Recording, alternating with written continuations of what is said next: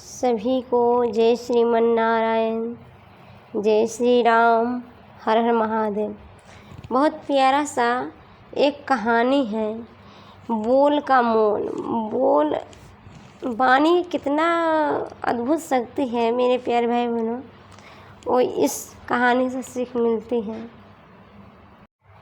तो आइए हम शुरू करते हैं। एक बार की बात है, एक आदमी अपने चारों पुत्रों के साथ लंबी यात्रा से लौट रहा था। उनके पास खाने पीने की सारी वस्तुएं खत्म हो चुकी थीं। भूखे रहने की नौबत आ गई। वे एक पेड़ के नीचे रुक गए। तभी एक व्यापारी इधर से गुजरा। वह बैलगाड़ी में खाने पीने का सामान लाद कर बेचने के लिए मेला में जा रहा था। तब पिताजी ने पुत्रों से कहा, जाओ व्यापारी से मांगो, शायद कुछ खाने को मिल जाए। पहले पुत्र ने व्यापारी को हाथ देकर कहा, अरे वो व्यापारी इतना माल लिए जा रहा है, थोड़ा मुझे दे दो, भूख लगी है। व्यापारी ने सोचा, बड़ा मूर्ख है, यह दूसरों से मांगते हुए मीठी बोली भी नहीं निकलता।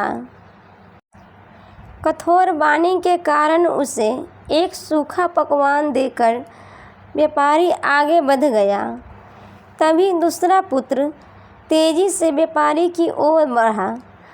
उसने निकट आके, भाई साहब प्रणाम, क्या छोटे भाई को खाने के लिए कुछ नहीं देंगे? व्यापारी ने सोचा, इसने मुझे भाई कहा है, छोटे भाई को कुछ देना चाहिए।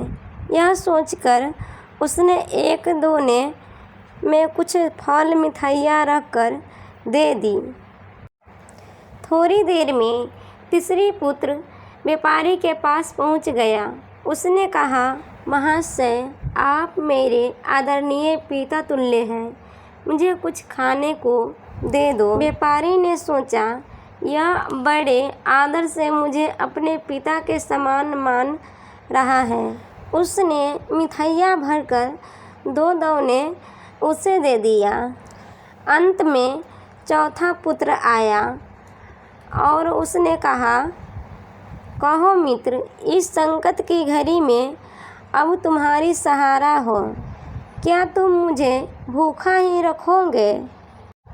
तब व्यापारी ने सोचा, मित्र पर लोग सब कुछ निछावर कर देते हैं, फिर यह मित्र संकट में है, इसकी सहायता करना मेरा कर्तव्य है। यह सोचकर वह बोला, मित्र, यह गाड़ी तुम्हारी रही, इसमें लदी सारी मिठाइयाँ और पकवान तुम्हारे लिए हाजिर है, कहो कहाँ पहुँचा दूँ? तब व्यापारी गाड़ी लेकर उसके पिता के निकट पहुँच गया। वहाँ पिता के सभी पुत्र खड़े थे। पिता ने कहा, बोल का मोल क्या होता है?